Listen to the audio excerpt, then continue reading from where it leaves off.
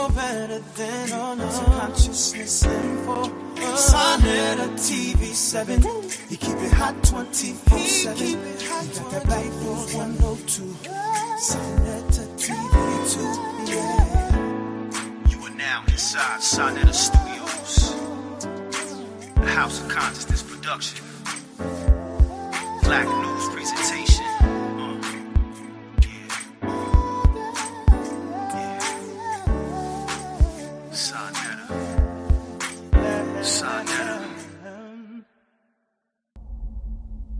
You know what I'm saying? I don't want to be here with you all day, brother. Yeah, man. Okay. All right, let's go. Talk about what we're talking about.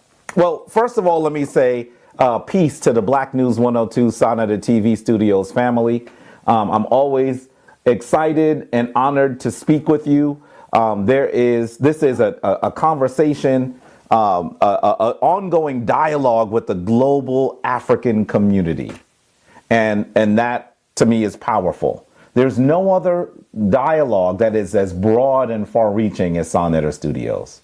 So I'm honored when I have an opportunity to share ideas with you, family. I know that for the most part, we are talking to our family and the members of our family who are actually thinking about issues that have the potential to actually be revolutionary, have the potential to set us in an entirely different direction. And so that is really powerful, having the opportunity to do that, because I know that, listen, like you family, I live in the hood and I'm interacting in my hood, I'm active in my hood. And I know that half the times when I say the same stuff I say on sa.neter's platform, if I say it out right on the street, people have no idea what I'm talking about. Because it is our responsibility to continue to bring the entire community into dialogue. But when I come onto sa.neter's platform, there are people who have done enough study, done enough research, done enough deep thinking to be able to engage in some of these topics. So I'm really pleased to be able to talk to you. Now, so what are we talking about today? Brother sa.neter sent me a picture last night, a picture that you're going to see very shortly. And it was purported to be a statue of a very a very European-looking Jesus that was being put up in Ghana. So what am I calling this discussion? It is called The Problem with White Jesus. Can Africans advance while worshiping whiteness? And I really want you, family, to think about how these images affect us, how these images set us in a particular direction, how these images serve to continue to put us in a position where we do not view ourselves as those people who are able to make change in our community, those people who are the heroes of our community, those people who have the power, imbued power from the divine in order to move forward in power. And you know, for the last 500 years, family, the African community worldwide has been catching hell. And as we catch hell, we have to ask ourselves whether we've come far enough that we can now actually dispense with some things. And so that's what I want to talk about here. This presentation is called The Problem with White Jesus. So take a look at this. This is the image that sa.neter sent me. It was an article, actually. It wasn't just an image. And it comes from Nubian Planet. And it says, Nigerian builds largest statue of white Jesus Christ in Africa. It purports to be to have been posted 22 days ago. Let me give Daniel Allah the credit, because he sent it to me. And sa.neter is saying that Daniel Allah is the one that sent it to him. Right. But you know, this is what you have to do when you're trying to have a dialogue, and you have to really also do scholarship. Because the family doesn't expect me just to take something from the internet and go in on it. The family expects Jabari, Osaze, I believe you expect me now, to do research and to come to a better understanding, to bring something to the table that the family can actually talk about and really come to a deeper understanding of these particular issues. So I can't just look at a post from the internet and assume that it's all correct. Now, why am I saying that? Because the image that you're seeing of a large Tom Who-faced European Jesus, it's supposed to be Jesus, with a golden crown on his head, is not in Nigeria. What? This article is not, the image that they're placing here is incorrect. This statue is actually a few years old and is in Poland. So this image is not in Africa.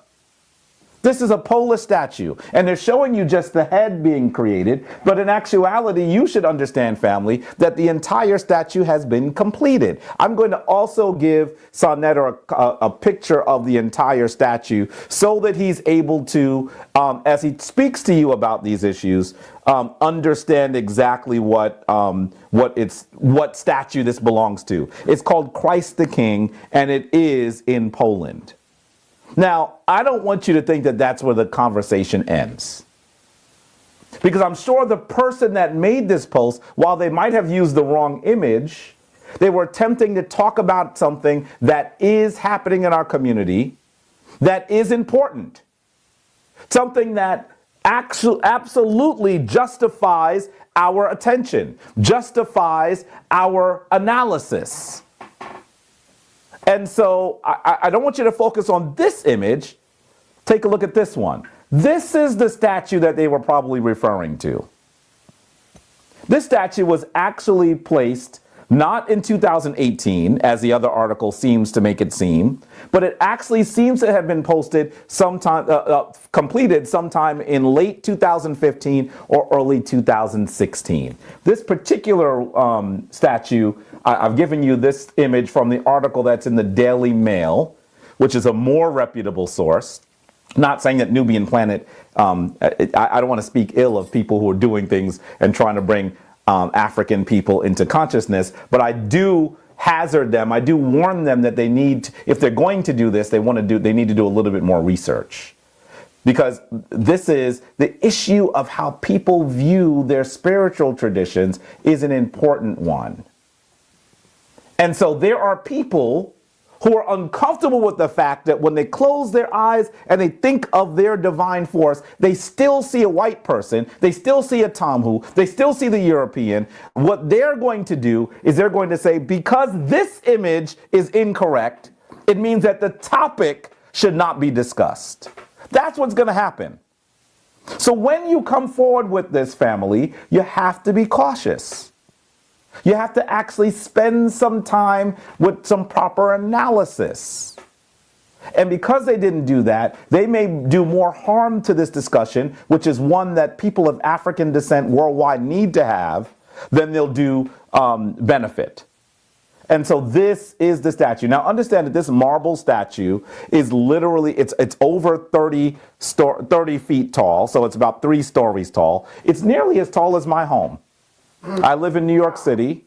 My home is about 40 feet high, about maybe a little bit more than that, because in these old buildings, the ceilings tend to be pretty high. But roughly my house is about 4 to 5 stories tall, about 40 to 50 feet tall. This statue is a good size in comparison to my building. 30 feet. It's gigantic. And it's just as Tamhu as the other one is. And for those of you who understand what Brother Jabari has done over the last nearly 20 years, I've traveled extensively in Africa. I have to give credit to the African Genesis Institute, that organization based in Philadelphia, because they were really the group that got me to start traveling on the continent. And so it was an African Genesis Institute that I went to Kemet the first time with. It was only through the African Genesis Institute that I would have been able to visit Ethiopia. When I did my Kemet trip, I let the family that I was leading the tour with go home, and Anika and I went to Ethiopia to experience Ethiopia. When I went to Ghana, I was there with the African Genesis Institute. So I have to give them credit for getting Brother Jabari, who was already a scholar of African history, to actually see these things on the ground. And in doing that, I'm going to say to you that this does not surprise me. Now, I live in the West, just like most of you, family. I live in New York City in the United States of America.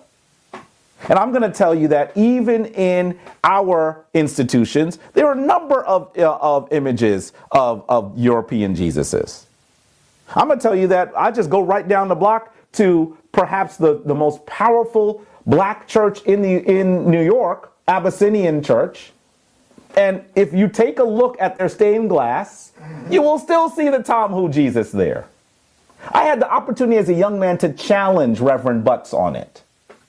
I was a very young man. I think I was 19 years old. I was in college. I was here studying. Actually, you know that I went to Cornell, which is upstate. Some of you are going to say, I thought he went to Cornell upstate. I did. But what I did was I did an urban semester. So I actually was able to stay in my home in New York City and still do Cornell classes. And one of the things that we did is we went to Abyssinian Church and had a conversation with Reverend Butts. And as I sat there with him and we were talking, most of the people in the group were Tom who were Europeans. He was talking about the power of Abyssinian and the black church and everything. I'm sitting there, one of the few black students, one of the few African students there, and I look up and I see a Tom Who Jesus. And I know that the white folks see it too. In some ways, I was embarrassed. And the most important is that black kids see it too. That's right. And so I said, Reverend Butts, I recognize the work that your church is doing. Did you say that live? This is what This between you and... No, I said this in front of the entire class. Oh. I didn't know Reverend Butts personally at the time. Mm-hmm. He was going to walk away and not speak to this young student from Cornell. He didn't know me. So I challenged him. I asked him about it live in that group. And I said, I respect the work that you're doing within the Harlem community, within the black community in New York. But I want to ask about the stained glass images. As soon as I said that, he looked uncomfortable. And I said, take a look at this image of your Jesus the Christ. What do you think about having this image of a European, of a Tom Who? When our children see that image, how do they feel about themselves as Christians? How do they feel about themselves as people who are worshiping this space? And he said to me, well, we keep it there because it's historic. I did not feel that answer was an answer that was good enough for Jabari. I did not think that was a viable response. And I told him that. I said, I think that the history of what we did within the last few decades is not as important as what we're going to do in the next few decades. And so it's critically important for us to make sure that we have images that reflect us. And I could see that Reverend Butts was a little uncomfortable with me, this young student challenging him in front of everyone. But let me say to you that Reverend Butts didn't put that up, okay? It's not like he put the stained glass up. It's been there for quite some time. But to think that you want to keep it there simply because... Before Adam Clayton Powell, or was there during? I would assume that it was there during the Powell, probably even during the time that Adam Clayton Powell Sr. was there. Oh. Wow. Because the church moved from downtown uptown, those stained glass are probably the stained glasses they put in the beginning. So understand that it's been there for nearly at least 80 to 90 years now. It's been there for a long time. Okay? So in some regard, I'm not trying to make it sound like Calvin Butts put that image up there. But he still, as the pastor of that church, I think, in my opinion, he should be held account for it. Mm-hmm. Because he's the one that all of his parishioners look to. Both Adam Clayton Powell Sr. and Adam Clayton Powell Jr. are ancestors now. Ancestors whose legacy I respect. But I think that we need to be very clear that these images have an effect. Family, you know that Brother Jabari was raised Christian, raised Roman Catholic. I am so aware of these images. In fact, just a few weeks ago, I actually posted on my Facebook page an image of a Tom Who Jesus that I purchased with my own money as a child. And I was so proud of it. This is the bluest eyed Jesus that you'll ever see. I was so proud of it. I brought it home and I showed my parents this image and I said, this is Jesus. And I was actually excited about it. My parents didn't say, why did you buy that? Why didn't they say that? Because they also had images of a white Jesus in our home.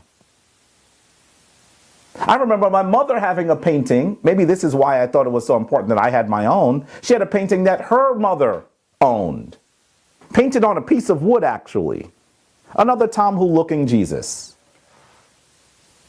Now, I know that that image is no longer prominently placed in our home, but my mother still has it. Why? Because just like the tradition, it was given to her by someone who loved her. That's really what this is about. That's why people become uncomfortable when I and others challenge their connection to the way that Christianity is rendered today in 2018. Because they're not thinking that always that I'm challenging their spiritual institution. They're challenging that thing that grandmother gave them, that their grandparents gave them, that their parents gave them. The people that loved them the most gave them this tradition. In fact, I remember my mother saying to me as I was coming into consciousness and saying that I could no longer be Christian, she said, "What about honor thy mother and thy father?" And I said to her, "Are you honoring your mother and your father as you practice as a tradition where they cannot be found?" I was a very young man when I said that to her. And she was a bit uncomfortable with it. So I'm going to say to you that my family now would like to argue that they think of Jesus and those people that are described in their Bible as people of African descent, or at least of people that are multicultural. But I don't think that's enough. We're going to talk about that in a little bit further as well. So this is the Nigerian statue, right? It's made out of marble. And I also want you to know that this is not restricted to Nigeria. How many of you heard about this image? Mm-hmm. This is actually mentioned in the article as well. This image actually burned up the internet when it hit. What is happening here? Well, actually, you are looking at a Tomhu actor, a white actor, who was supposedly filming a film called Christ in Ghana. You can't tell me that he didn't know what he was doing. But he walked outside in Ghana, supposedly while he was filming, and he was mobbed by the people. Why was he mobbed? Because they thought Jesus is coming back. So that as we try to actually protect the psyche and the spirituality of our people in the United States, we should understand that the continent has not gone without damage. I'm telling you, when I travel in West Africa, I see more images of a Tomhu Jesus than anywhere. I'm talking about billboard-sized images of. I saw one in Ghana. Jesus didn't just have blue eyes; he had blonde hair. That's a rare image. He looked more like I guess Brad Pitt than he did like the images that I had grown up on, and I was uncomfortable with that. But I also want to say, is it acceptable enough for us to simply now recolor this image? Is that where we're going? Should we be comfortable if this was a dark-skinned dude with locks? Would that be corrective? I'm going to challenge you to go further, family. I'm going to definitely challenge you to go further. But as we stay in the current issue of this Tomhu-looking image of the divine, you have to ask yourselves, how far have people of African descent worldwide come from knowledge and appreciation of ourselves, that we could actually believe that this white guy in sandals could be our savior? Can you imagine how painful that is? We should be embarrassed of this, that we think that this is how the very image of the divine should look like a white man. What does it do to your psyche when you see a Tomhu and you think that they're your savior? Does that mean that you don't believe anyone in your community can do things that will assist you? If the Creator made us in his own image, in terms of how the Abrahamic traditions render that line, then are we without God? Is that what Christians believe? Because if the Creator created us in his own image, and this is what the Creator looks like, then where do we come from? How did this image, by the way, of Jesus become like this? Is this how how Jesus used to be depicted?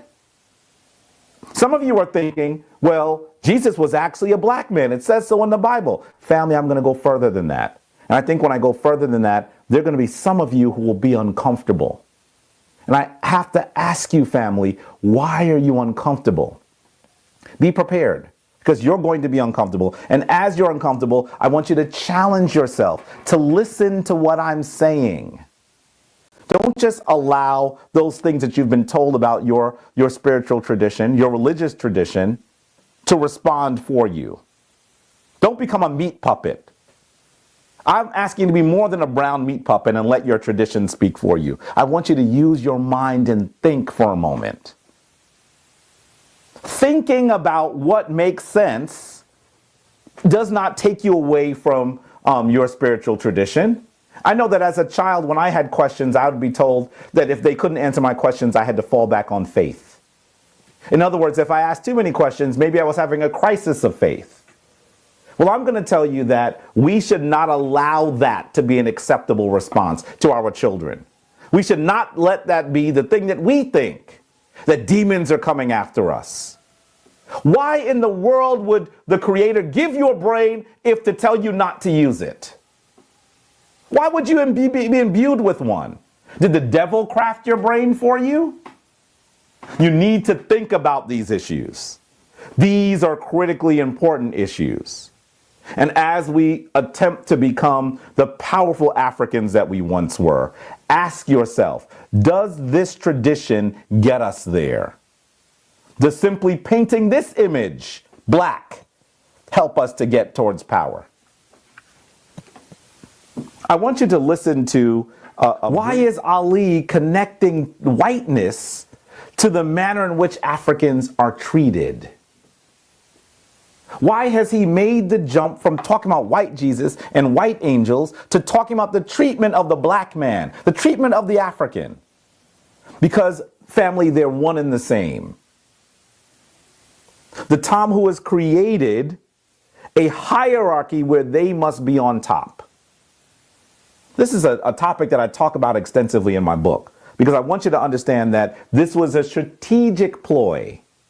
They wanted to absolutely say that whiteness was higher, whiteness was better, whiteness was pristine for a very particular purpose. And that's because powerful white people, powerful European people, powerful Tomhus were looking to not just exploit African people, but also poor white people. And they understood that they created a hierarchy where white people, where the Tomhu, where the European was above, they could exploit poor white people, and they would simply say, well, at least I'm white. At least I'm going to go to heaven. At least God loves me. At least I'm not without, I'm actually without sin. And so this dastardly scheme was very, very successful. Now, family, enslavement has ended. In fact, for the most part, Jim Crow is gone too. For the most part. Now, you know, I gotta argue with you on that. On which one? When you say slavery has ended, no, it hasn't. Well, let me say this to you. I'm talking generally. Clear it up, then. That's right. I'm talking generally. I'm talking about the legal institution of enslavement. There are people around the world, Africans around the world, who are still enslaved. And in fact, I'll even go further. I was disturbed by an article recently, something put forth by Vice News, where they were saying that people were enslaved even in the 1960s in the United States. Now, if you watch their report, they're really talking about the Jim Crow laws, and they're talking about sharecropping. Sharecropping was only a few steps up above enslavement, right? But what I want to say to you is the legal impediments that were enslavement have ended. But the challenge of whiteness being powerful, whiteness being right, and blackness being evil, blackness being without God, blackness being uneducated, blackness being anti-intellectual, blackness being childlike, blackness being brutishness, those things are still with us. And in fact, while they have allowed us to break our chains, they've only done that because they recognize that they place chains in a more secure place. Chains on your soul. Chains on your minds. And so what we must do now is we must be about liberating ourselves from our spiritual our intellectual, our emotional shackles. That's what this is about. That's what our dear brother Muhammad Ali was trying to talk about. He was trying to explain how this system where whiteness is better than all things still exists. Mm-hmm. And how it hampers and damages the black psyche. And how it damages the entire world. Is this what you see, family? When you close your eyes, no one's in the room with you as you watch this video. You don't have to make pronouncements that you straight up woke, that you a black revolutionary. When you close your eyes, what do you see when you think of the divine? And I'm going to say to you that I think that most of you probably still see, or at least still have reverence for those images that had the Tamhu in them. They were really pushed into our psyches, pushed into our minds, and they took root there. We have to tear them out root and stock. There is no more important task for the African in 2018 and beyond. We have to get back to a place where we're practicing our own traditions, we're speaking our own languages, we're using our own social systems, and we can once again recognize the beauty of Africa. Let's go further, family. So I've talked about white Jesus, but is this the solution? Does this correct the image? I'm going to say to you, as I was still Christian, these are the images that I had in my mind when I said that I had actually come to a point where I was focusing on an African spiritual tradition. One of the things I attempted to do was simply Africanize or blackify the images of Jesus. And even today, people ask me, Jabari, do you think Jesus was black? Do you think the disciples were black? Do you think Mary was black? Do you think Joseph was black? Do you think all of those major characters in the biblical tradition were black people? And I speak to them very cautiously because I know that they're in a place where my nieces are. I know that they're in a place where my nephew is. I know that they're in a place where I not too long ago was. And so I want to speak to them with love, not with excoriation. I don't want to chastise them because they think this might be helping us to arrive by simply talking about Jesus as a black man. And I'm aware of the passages in the Bible that seem to reference Jesus the Christ as someone of color. I'm aware of them. But family, we have to go further. I'm going to actually argue to you, and this is the argument that is most challenging. This is the argument that gets people who look like me so upset that they want to threaten me in my own home. This is the discussion that does this. I want to say to you, family, that blackifying Jesus is not enough. That we have to recognize that thinking that Jesus is a literal person, thinking that Mary is a literal person, thinking that all of those people in the Bible are literal people, and is still halfway away from where we need to go. We need to re-mythologize our traditions, and we need to re-Africanize our traditions. That's where we have to go. And this is the part that's going to make some folks upset. And I've even been accused of mastering insulting people in a polite manner. That's what they said, that some of the people who support Zion Lex, particularly people in the Hebrew Israelite community, say that I'm able to insult in a polite manner. In fact, Zion Lex even called me a Tamhu. Let me say this too, sa.neter, because I haven't said this on camera. There have been people who have spoken to Zion Lex. In fact, I'm going to say this right off the bat. My elder spoke to Zion Lex. He called him. Did you know that? No. Baba Heru, Uncle Asamad Se Patah called Zion Lex. And Zion expressed some reticence for his behavior. He did. And so Baba Heru called me and said, brother, you're a priest of Ma'at. Reach out to your brother. And I had to say to my elder, Baba, he said that to you, but that's not what he's saying in the chat rooms. He even recently put up a video that said, when challenging the Bible goes wrong, and put up the clip of him talking to me. He didn't put the whole clip up, of course, because he doesn't want to see people, let people see him jump out the window and act a fool. But that's what he did. Why did he do that? He did that because the idea of this tradition not being a literal historical tradition is a challenge to most people. Because we've been taught that if Jesus didn't exactly live as a human being and do those things in the Bible, literally, that we are actually saying the Bible is a lie. And that is not what I am saying, family. Now, I know that I just said that very clearly. That's not what I'm saying. But people in the chat room are going to still say that that's what I'm saying. Because they can't understand that if something is not literal, it doesn't mean that it's not important.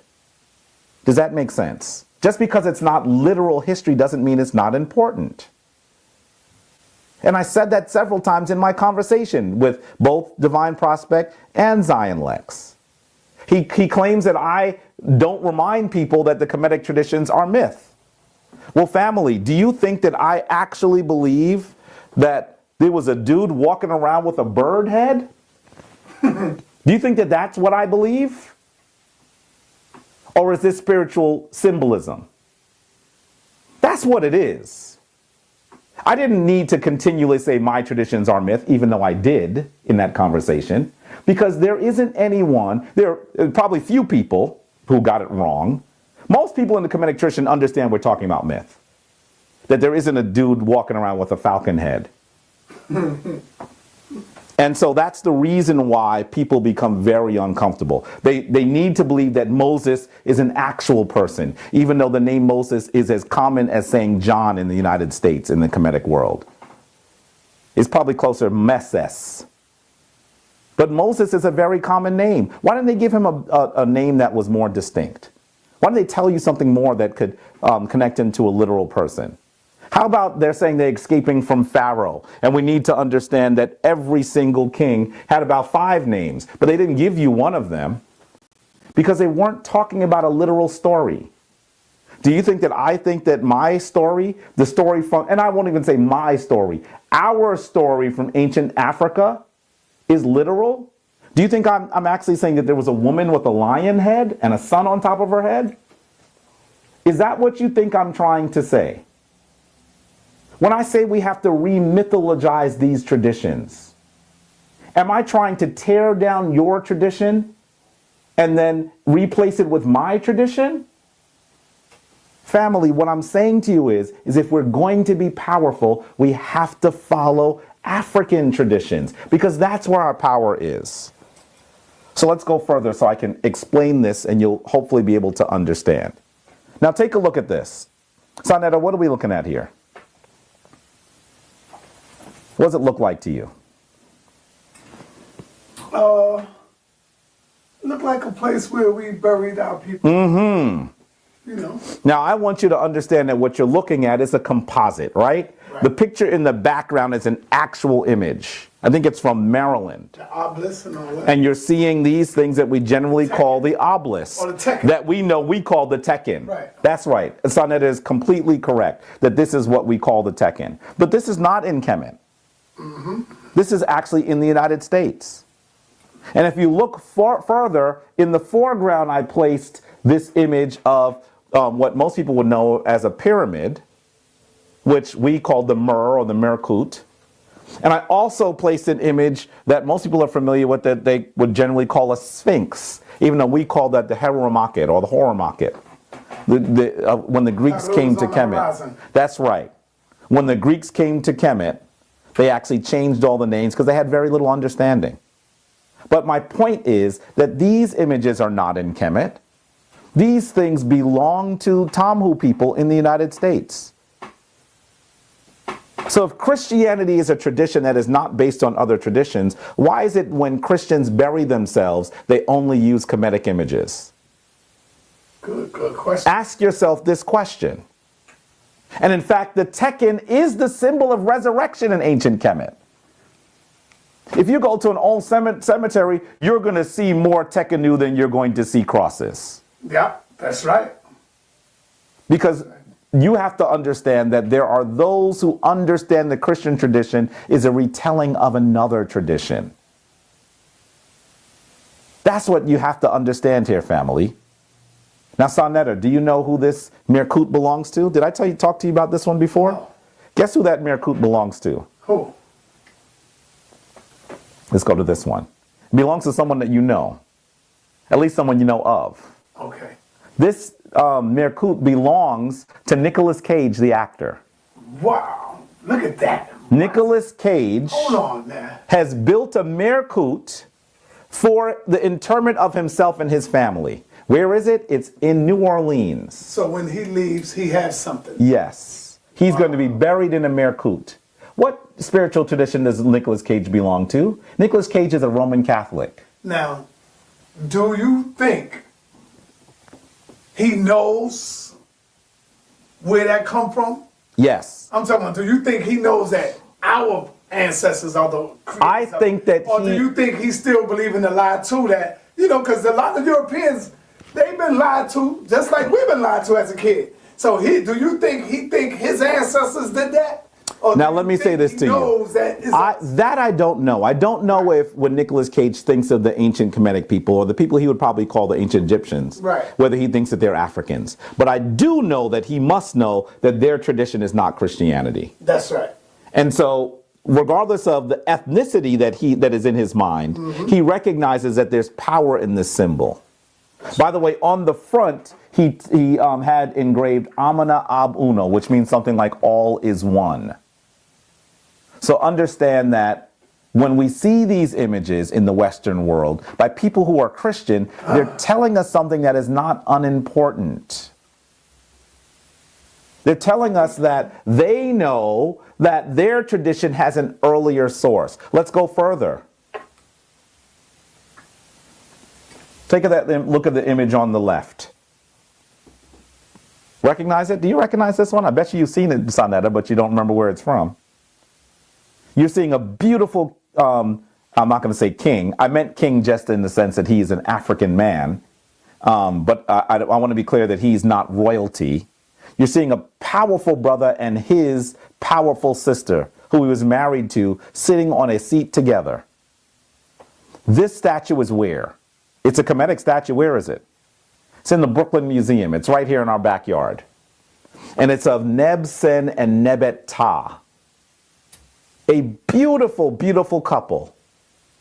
And this statue was not in their tomb as far as I know. I think it was in their son's tomb, if I remember correctly. Now, when you say, because you got to be careful. Yes. When you say that he was married to his sister, are you saying literal No, sister? I don't mean literal sister. That's what I want you That's to not say. what I mean. I'm glad you corrected me Yes, there. because Because you someone's know. going to, Yes. someone like Captain Tazariak, who is Yes. looking for all kinds of crazy That's right. things, There you is going to go. say that. I'm talking about his wife. Oh. I would say this beautiful king and queen, but in this instance, that might also be confusing. Because I'm not saying that Neb-Sen and Nebet-Ta Okay. were royalty. They were a powerful couple. And this depiction of them, where you see them sitting on this wonderful, powerful chair as equals, how do we know that they consider themselves equals? Because in this image, you can see that you can draw a line from his eyes to her eyes, a straight line. In art history, sometimes they call this isocephaly. That they can see eye to eye. Right. This is an artistic depiction that allows us to get a sense of importance in this image. Because most brothers are taller than their wives, right? And so, but understand that when we see this in the Kemetic tradition, it's a commentary on the relationship between this man and this woman. That's what we're seeing. Beautiful image. Okay. But as beautiful as that is, I don't want you to focus on the front of it. The image on the right is actually the reverse of it.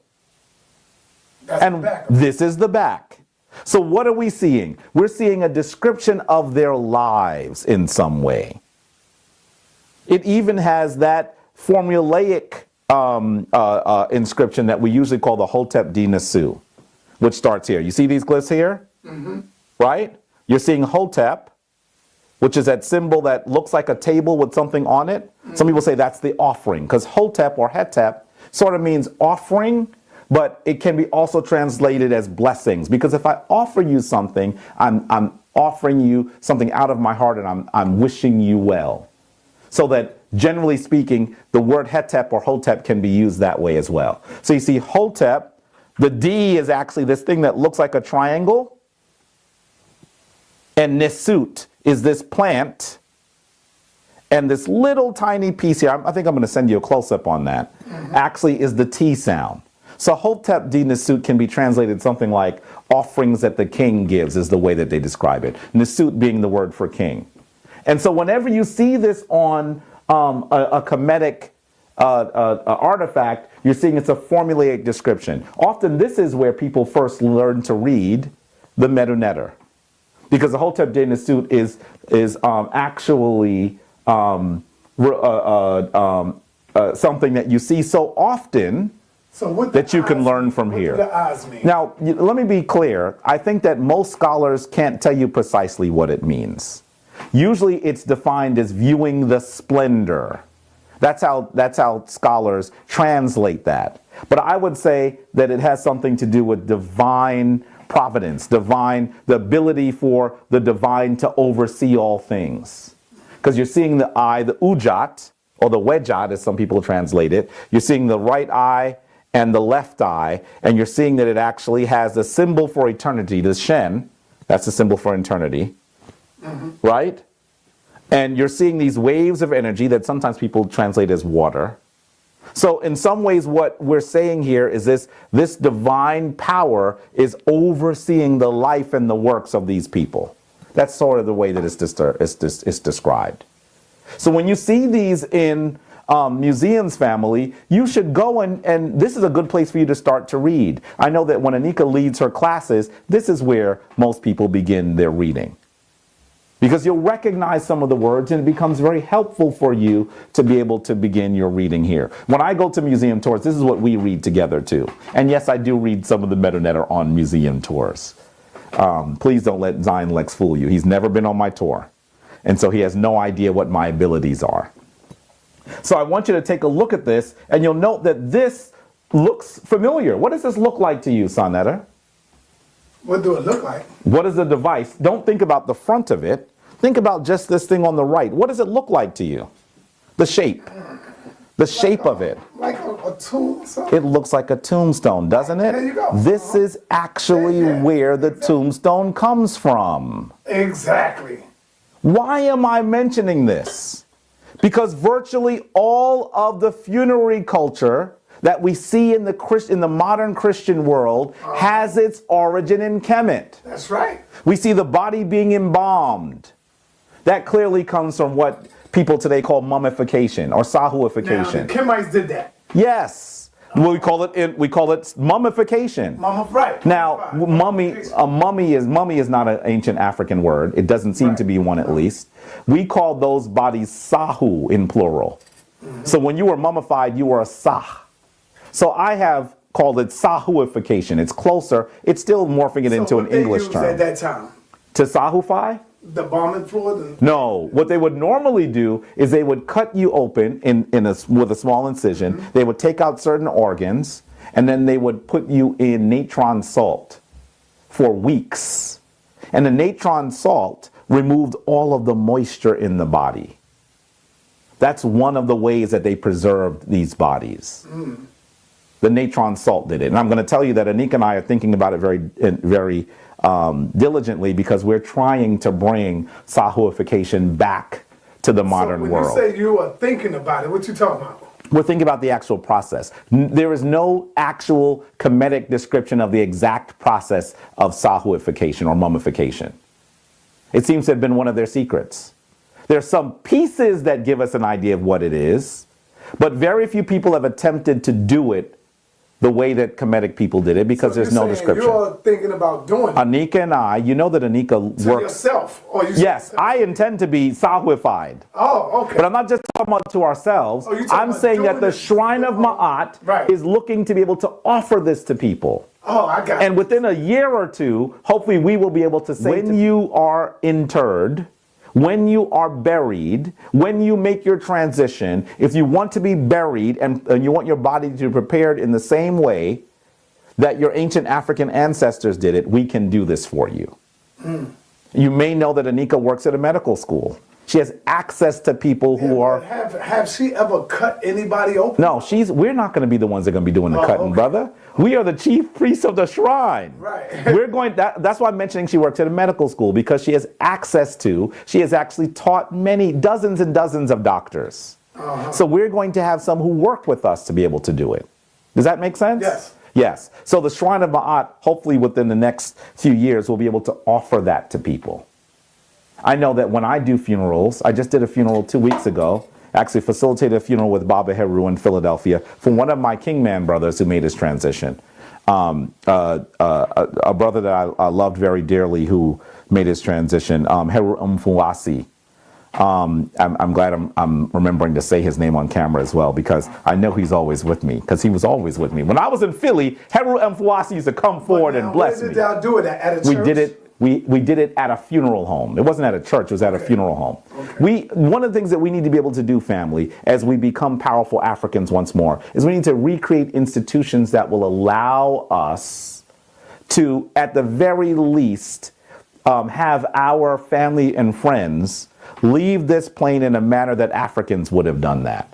Why should we go into the same church that has a picture of the white Tom Who Jesus on it to bury ourselves? Well, how do you think Dr. Ben, hear this, sa.neter, how do you think Dr. Ben, one of my teachers, someone that I love dearly, how do you think he would have felt being buried at Abyssinian with the white Jesus above him?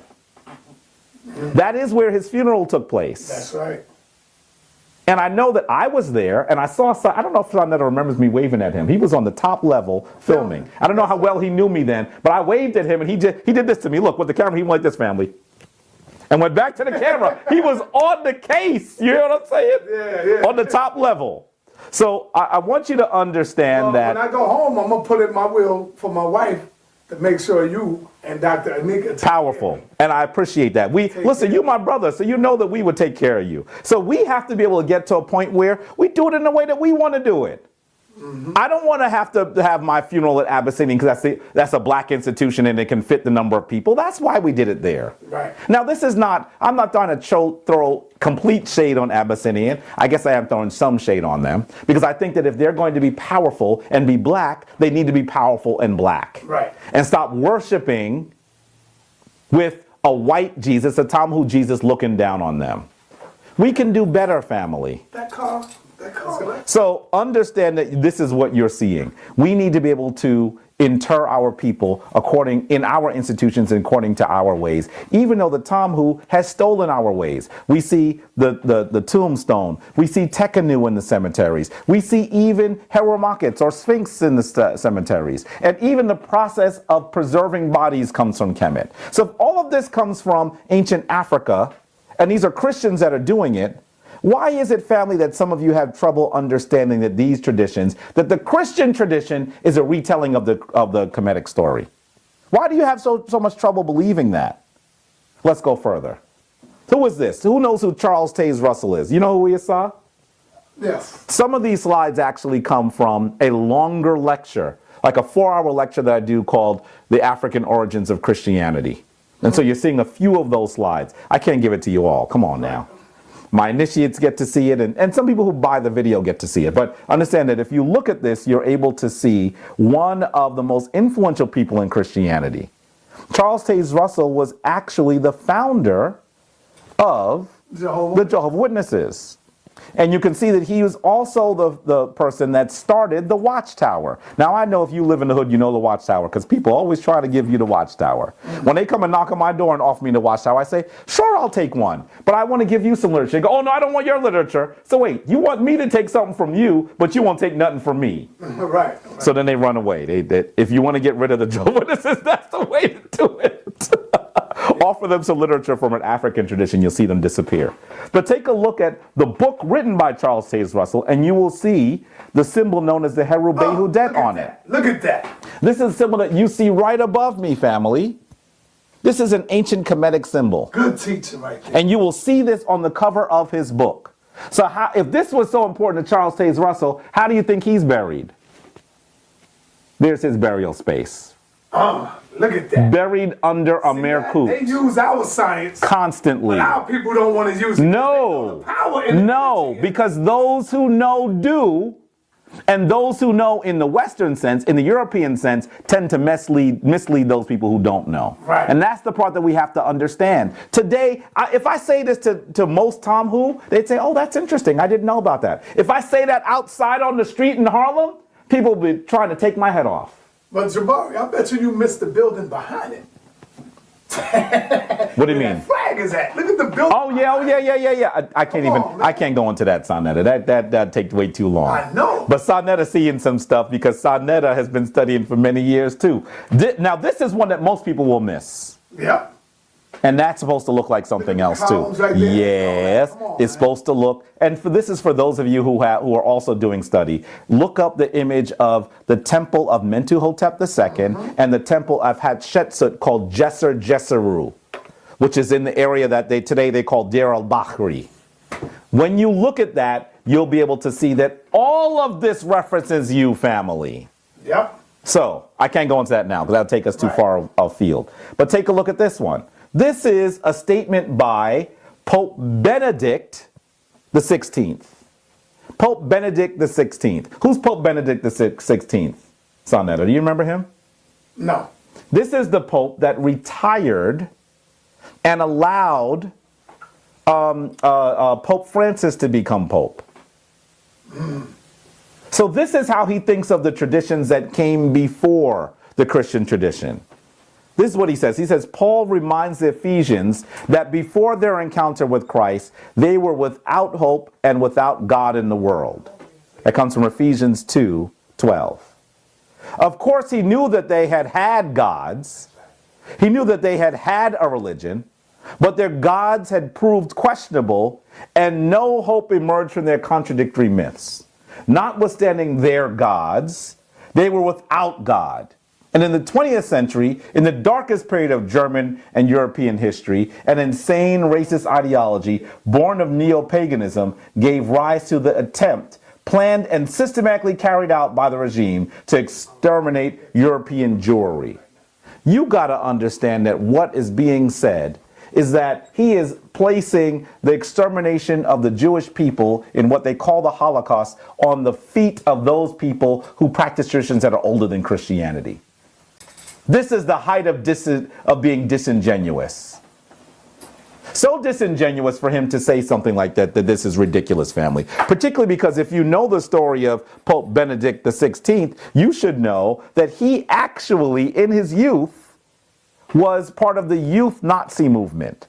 But he would rather not just put it where it should be, put the onus and responsibility where it should be, but he's going to try to place it among people who were practicing older traditions. So that is a disingenuity of Pope Benedict when we know that this is what he does. Here he is sensing a Black Madonna statue in his homeland. Sensing a Black Madonna in his homeland. It goes further than this. sa.neter, this picture is not in this presentation, but when I send you the slides, I'm going to send you this image. You are going to see that on MSNBC and other outlets, when Pope Benedict retired, something that hadn't happened for 600 years. It had been 600 years since a Pope retired and did not actually hold the position until his death. So what happens when a retiring Pope and the new Pope meet? You figure they'll pray, right? Right. Well, as they prayed, we had an opportunity to actually to have cameras into places that cameras had never been allowed. And so we got to see them together in the Pope Summer Retreat, in their sacred room, where they were able to show you that these two popes together were praying to a Black Madonna. I'm going to show you send you the images as well. And folks, you're going to note that that video was put up by Jabari Osaze. But it's not my video. It comes from MSNBC. And you should understand that now we have proof that they are praying to the Black Madonna. And they're all over the world. Take a look at the one that you'll see here in Barcelona, Spain. There's one in the middle from Poland, the same place where that large white Jesus statue has been placed. That's the one in public. This is the one you'll see in private. And then you'll see the image in Switzerland, another Black Madonna and child. You might ask yourself, why is Jesus at these times depicted as black with his mother Mary as black? Because it's a reference to this. This is the earlier image of Ast and Heru. This is the image that we see that references our traditions. And there are people who would still like you to believe that they're just talking about Christianity. When those who have eyes to see, so do I actually. I have it upstairs because I didn't bring it down. I should have brought it down for this presentation.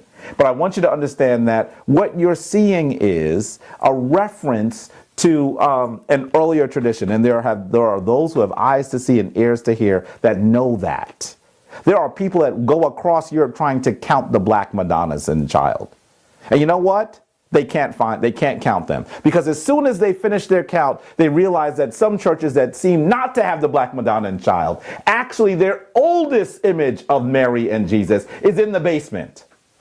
That's where the priests are able to pray. And then you'll see that even those churches also have black Madonnas and children, black Madonna and child. So you need to understand that this is once again a reference to an earlier tradition. So let's talk really quickly about Mary, Sa. Mary is an archetype, is a retelling of Ast, of that deity. Yeah, that some of the words didn't come out right. I'm going to send you a proper slide. The deity that the Kemetic people called Isis. No, I'm sorry. The Greeks called Isis. The Kemetic people called Ast or Oset. Now, why do we use both Ast and Oset? Because the Kemetic language does not transcribe many of its vowels. So some people transcribe her name as Ast, as I do, and some people transcribe her name as Oset. They're both references to the same lady. And don't argue as to which one is better. Just know that Isis is a Greek name. And so what are the names of Ast? We know that Ast is known as sa.neter, the mother of God. Now, sa.neter is not God, but I want to translate it here so you can see that those things that are said about Mary, the mother of Jesus Christ, were things that were very similar to being said about this ancient African woman thousands of years earlier. So she was known as sa.neter, that can be translated as mother of God. She gives birth to a savior by a virgin birth. That's what she does here. In the great myth of Ast, Asar, and Heru, we see that Asar is killed. Ast has to bring together all of his pieces, and she's unable to take in his seed to be able to give birth to their child because one piece is missing. What piece was missing, Sa? Do you remember what piece was missing? Who are you talking about? On who? Of Asar when he was cut up. The phallus. The phallus that we call the Henenem. It was supposed to have been eaten by catfish. Yes. This is the Tekken. The Tekken is the recreation of the Henenem by Ast. She uses Hekau, Brother Reggie will enjoy me saying that word. She uses Hekau to recreate his Henenem, his phallus, right. And that's how she's able, she comes over it as a bird, not as a human, no, I know. And she takes in his seed, and that is how she's able to give birth to Heru. This is a spiritual birth. Right. That's what this is. So the world's earliest description of a non-human intercourse birth, a spiritual birth, seems to be written in Kemet. In fact, above that, what are you looking at here? Where? The top image. You know what that is, Sa? The top image? This one right here. No. What do you think that is? I can't see it. This is a woman who is kneeling. Can you see her kneeling? Mm-hmm. Yep. And you see there's a hole in the area where her vagina or hananet would be? Yes. Well, actually what you're seeing is a rendition of Ast.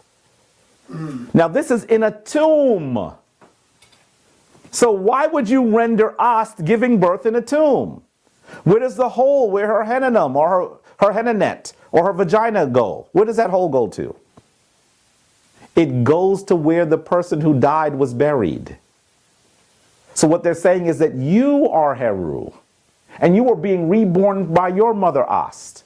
Can you see that we're talking about spiritual symbolism here? Right. I'm not arguing that Heru was actually a person that lived at one time. What we're saying is that you are Heru, and that you are the Savior who was born by a virgin. That's how you should understand this story. And this is how we see Ast. Oh, and here goes the image of the Tekken, which I've spoken to. Which Tekken is this one? Do you know which one this is? That's in Central Park. This is the one in Central Park that they have misnomered Cleopatra's Needle. Uh-huh. Yeah, I've been there. It didn't belong to Cleopatra, and that's why it's not a needle. It It weighs like 30 tons, man. Yeah. And the base itself is extremely heavy. Yeah. Now, you know. You gonna ask about the crabs? I don't think this is there anymore. Do you think? Yeah, those are there. Those are there. Oh, they still there? They're still there. We just did our ceremony. Last time I was there, we did a spring equinox ceremony there. Okay. At night. The Shrine of Ma'at did a ceremony there, recognizing the spring equinox. Okay. By the way, this is something in the Kemetic traditions. This is particularly for Reggie. I hope you're watching and listening to this. Reggie. In the Kemetic tradition, there were many ceremonies that were practiced on particular days relating to the movements of the sun, or the apparent movements of the sun by us on Earth, and the movements of the moon. They weren't doing those just for people who had died and were buried. These are remnants of Kemetic spirituality, of the manner in which the Kemetic people allowed their understanding of the divine world to be actually magnified here on the physical plane. How is this not spirituality? So, anyway, this is what you're seeing here. Let's move on. You should also know that due to her loving marriage and motherhood, Ast had another name. Who knows what the Kemetic word for love is? It's myrrh. Myrrh. And to double something in the Kemetic language, sometimes you'll hear the vowel E added at the end. So she was also known, Ast was known as Myrrh-E. Myrrh-E. What am I saying, sa.neter? I'm saying that the name Mary in the Christian tradition is an echo of an earlier story. That Ast's other name was Mary. Mary.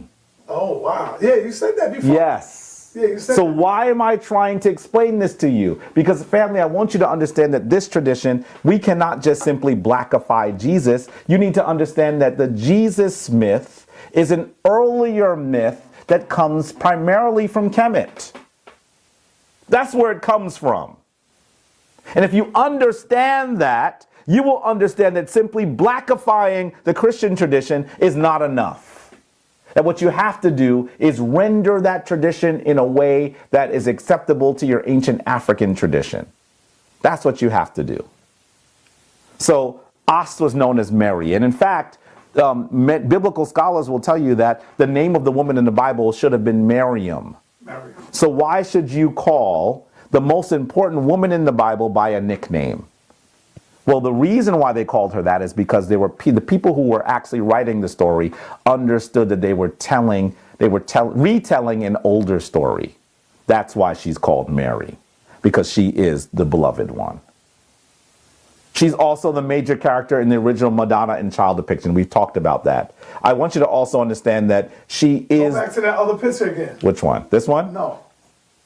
This one? No. The one after? I'm coming to it next. Okay. I clicked it too quickly. I'll get to it. So you should also understand that one of the reasons why Mary in the biblical tradition was so popular is because she actually was the weeping wife, right?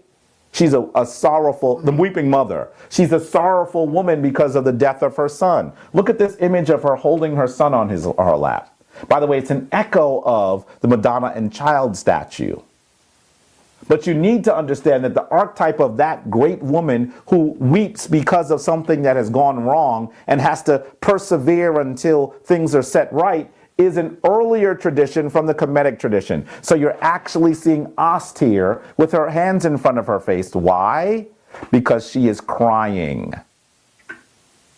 So that she is the weeping wife in this instance. But you know, when you look at that image too, that's where the Arabs mistakenly thinking that she's on her knees praying. Yes. And that's why some people think that she's, yes. See them in that position, and we actually see that in the Kemetic traditions. Yeah, but in the Muslims' prayer, you ever see them get Of course I have. But let me say this to you, Sa. Just like that, bro. There are some images that seem to relate to prayer where people are praying in that manner too.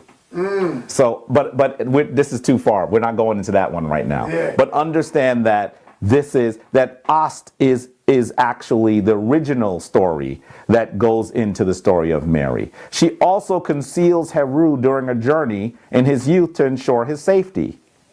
Does that sound familiar? Oh, I'm not going to show you that. Oh, I don't have that slide here. Yeah, understand that in the biblical story, she's moving with the baby. And what do they tell her when she's looking for some place to stay? There's no room. There's no room. That story is actually retold from an earlier tradition in the Kemetic pantheon. So what are we seeing? When you go to the Metropolitan Museum, look for that artifact known as the Metternich stele. It's unfortunate that it's known by that because Metternich did not write it, could not read it. He's just simply a prince in the West that bought it. But it was brought back. Well, it wasn't brought back. It was taken by the Metropolitan Museum. But the Metternich stele tells the story of when Ost was moving with Heru as a baby. And what actually happens? She moves with Heru as a baby. Yeah, I'm looking at people standing outside my house too, right? Yeah, she moves with, yeah, you are. She moves with Heru as a baby, and she's asking, because there's inclement weather, she's asking for someone to let her in. And they say they have no room. About 10, 15 minutes. I told you it was a half hour before. Right. You want to do a part two? No, come on. Okay, I'm moving through it. I'm moving through it. You were the one that wanted to talk to Reggie beforehand. You know that? No, man. So listen. Yeah. So as you look at this, so Ost actually is in a story where she's moving with Jesus and there's no room for her. And at that time, a scorpion sent by her stepbrother, her brother and Heru's uncle, known by the name of Set or Sutek, strikes him and he dies. And so in this instance, she uses Hekal, words of power, and she brings him back to life. I'm telling the story in the briefest possible way due to time constraints. But understand that this story of Mary moving to conceal Jesus is not new. It's very similar to the story that was told thousands of years earlier of Mary actually looking for a place to hold the baby Heru, of Ost moving to hold a place where Heru could be safe as well. Now I want you to also understand that the name of Ost is actually very powerful even when the Greeks begin to use her name. Really quickly, I want you to understand that the Greeks called Ost Isis. You know this family. And after Kemet fell, it is known that the largest Kemetic temple was actually not in Kemet anymore. It was in the area that we would call France today. And because one of the Kemetic names for a temple is Per, that place was known as Per Isis.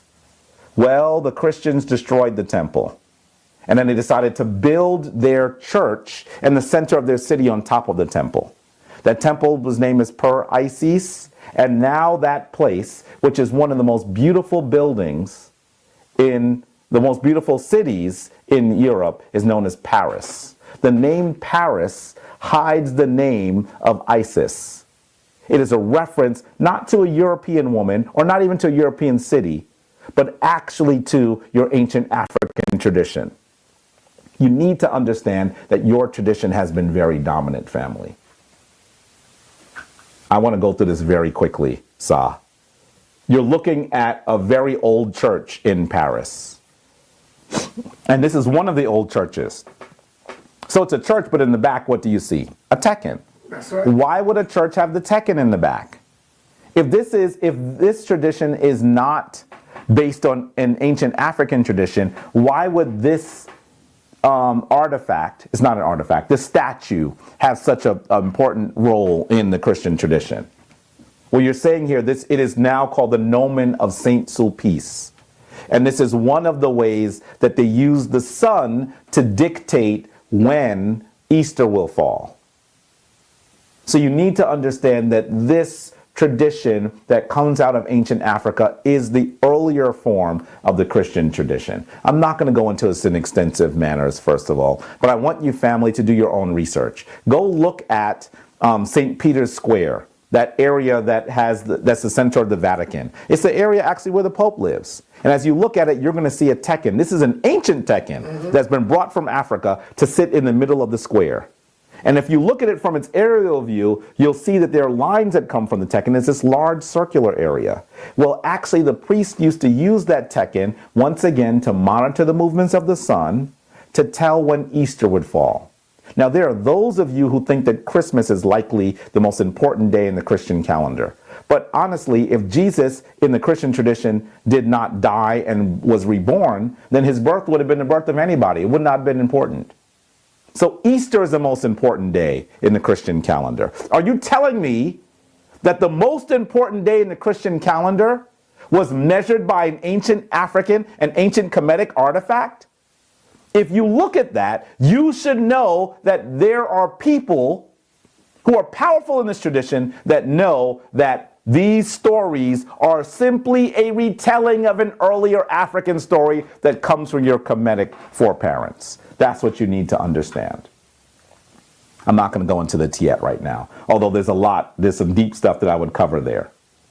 I want you to understand that the traditions that come into the Western world are based on those of the African world. And in fact, those traditions that we call the mystery traditions that go into the rest of the Mediterranean, where you see all of the Greek gods and other deities for other peoples in the region, were retellings of the Kemetic story. And those stories influenced Kemet. And those stories were influenced by by Kemetic stories, and the Kemetic story influenced Christianity directly as well. So, this is what Diodorus Siculus, a very important early historian, says. He says there is only difference in the names of the festivals of Bacchus and those of Osiris, between the mysteries of Isis and those of Demeter. So you have to understand that these Greek deities and other deities of the other people in the Mediterranean were based on the Kemetic tradition. And in fact, when the Greeks get to Kemet, they are the ones that seek to transition Kemetic spirituality into something that they can use as Europeans. This image is an image of the first Greek king to rule Kemet. His name was Ptolemy I Soter. By the way, what does Soter mean? Do you know, Sa? It means savior. So he's already telling you that this concept of being the savior was important to him. So what does he do? He realizes that there are some disagreements among the Jews that are now in Kemet, and this is much later. We're talking about around 300 BCE, right? So please don't think I'm talking about enslavement of Hebrews in Kemet. That's a whole other story. For those of you who think that that's where I'm going, it's not. You see the early Jews, you see the Greeks, and the native Kemetic people having disagreements in Alexandria when the Greeks are in control of Kemet. So what does he do? He seeks to create his own deity that they can all worship. He takes a version of Asar and a version of the bull that was sacred to Asar, that the Greeks called the Apis bull, and we called it the Hapi bull. But he takes Asar and Apis and he creates a deity known as Serapis. This is Serapis. Doesn't he look very similar to the way that we see Jesus depicted today? Serapis. In fact, there is one elder that argues that Serapis is the early version of Jesus. There are many scholars that do, but I want to give a shout out to Dr. Ray Hagan, who talks about this extensively, and has caught a lot of hell because he has. But listen to this. There are also earlier quotes that argue that Serapis was actually who the early Christians were worshiping. This is what Emperor Hadrian says. He says, those who worship Serapis are Christians, and those who call themselves the bishops of Christ. So he believed that they were worshiping Serapis, who is a European retelling of your African Kemetic story. You need to understand that the story of Jesus the Christ, the one you see, that European dude that so many people worldwide worship, it is a retelling of an African story. Here's another image of Serapis. Serapis was called the Good Shepherd. Doesn't that sound familiar? He was known as the sacrificial bull. And you know that Jesus is called the sacrificial lamb. He was symbolically sacrificed for our sins annually. Does that sound familiar? Jesus. And understand that the temple of Serapis was called the Serapeum, and it was the Christians that destroyed the Serapeum in 391 CE of the Common Era, and that was when the Christians actually became the predominant tradition, when they started to destroy the fingerprints of how their tradition was created. This, you have heard me say, family, on this platform, that the form of Christianity we practice today has its origins in the 3rd and 4th century of the Common Era that we used to call AD. This is when Christianity begins described as a patriarchal tradition. In fact, Christian scholars call it the patristic period. This is when they actually make this tradition one that is beholden mostly to men. This is when they make it a literal tradition. You don't know this story, family. Your pastor doesn't want you to know this story. Your pastor may not even know this story. Yeah, he may not. Because all that Christians do mostly today is read the Bible. But the Bible doesn't describe the beginning of the institution of Christianity. You have to study the history of Christianity to know this. So when I mentioned to you those early people whose activities created the modern Christian church, most Christians have never heard of them. You never heard of Theodosian. You never heard of Diotician. You've never heard, so the only one they've heard of is probably Constantine. They've never heard of Justin Martyr. They've never heard of so many of these major characters who created modern Christianity. Well, don't you think if you want to understand the institution that you're in, that you need to look at the people who created it? Even your Bible doesn't say Christianity was created by Jesus. It was created after his death, right? And that's if you want to take the literal historical story. So why don't you know the history of how Christianity was created? Why is it that you don't know that? Or is there someone that wants to hide that story from you? A story that has tons of documentation. I challenged sa.neter, one of our dear brothers, Captain Tazariak, to get a book when I first sat with him. We're talking about in the discussion that we had. He said he would get it. Yes, he did, on camera.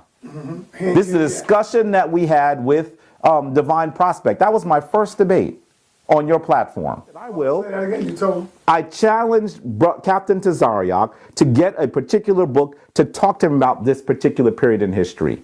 And this was during my first debate on your platform with Brother Divine Prospect. He said on camera that he would. Captain Tazariak, how much you want to bet you haven't picked up a copy of Jesus Wars? How much do you want to bet that you have not picked it up and certainly not read it? If you read the history, it may alter the way that you look at the tradition that you're in. Yo, the spirit worked crazy, right? Look at this, man. He's calling right now. Wow, man. I spoke him up.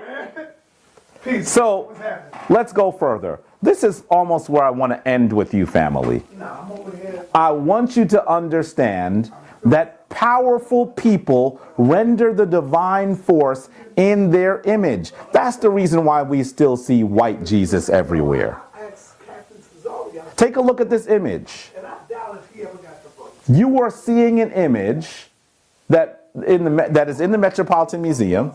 It's called Aphrodite or Isis Aphrodite. Why? You'll see this woman who looks like a Tamu, right? But also look at her locks. And you'll see in the middle of her crown, you're going to see that she has the headdress that is usually worn by Ast. That's what you're seeing.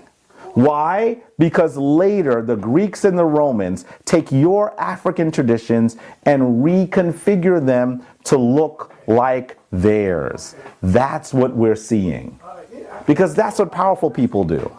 They weren't going to continue to worship deities that looked like you, family, that looked like the Africans that they got their stories from. They now took their stories and made them look like they were themselves. That's what we're seeing. I just asked him. You can no longer, wait, let me say this. You can no longer be a person who imitates the imitator. And as you are practicing these traditions, that's what we're doing. We're imitating the imitator. Understand that there are temples to Ast or Isis as far flung as France and Germany. Now, though, Yeah? But yeah, let's go. Okay.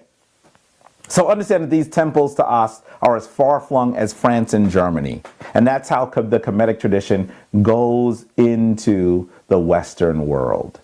In fact, I talked to you about Paris. You know that this is the most well-known image in Paris, is it not? Yeah. What do we call this? It's called the Eiffel Tower usually, right? Right. And this is what Paris is known for. But you need to understand that even their most beautiful and most noted architectural feature is simply the merging of the Mirkut and the Tekken. That's right. I'm telling you that the Parisians actually understand that there's an echo of ancient Kemet. They were absolutely in love. Right here. The base is the Mirkut and it morphs into the Tekken. Wow, look at that. By the way, you should know that Eiffel worked with the same person who created the inner structure for the Statue of Liberty from this. And the Statue of Liberty is also based on Kemetic imagery. So you understand that they were absolutely enamored with ancient Kemet. And so they drew from it their great inspiration, as does Christianity. And so how do the early Christians, I'm coming to a conclusion here, how do the early Christians deal with the fact that when they brought Christianity forward, there were still people who were practicing these traditions that they were based on? This is some of the things this is some of what they say. This is St. Augustine. How you had a longer lecture, because then I would say, Reggie, you got to go. We got to do it. You told me and add some stuff to it. Right. I'm giving you a lecture. No, this is good. I'm not going to just talk about white Jesus and not put it in context. Right, this is good. Come on, man. You know I'm a scholar come on now. Stop it. Right, this is We're almost done. We're almost done. So, this is how the early Christian fathers, and this is one of the most important ones, St. Augustine, talks about how we should understand Christianity. He says, that which is known as the Christian religion existed amongst the ancients and never did not exist from the beginning of the human race until the time when Christ came in flesh, at which time the true religion, which already existed, began to be called Christianity. What is he saying to you? He's saying that all of those practices that were Christianity already were being practiced. But what he would like to do is tell you that the Christian story, this is where I'm talking about, family, becomes literal when Jesus comes in flesh. Who would believe that? If all of the traditions are the same, now you're telling me this dude came forward and does exactly the same thing and now it's real? This is when Christianity becomes a literal patriarchal tradition. And what period does this done in?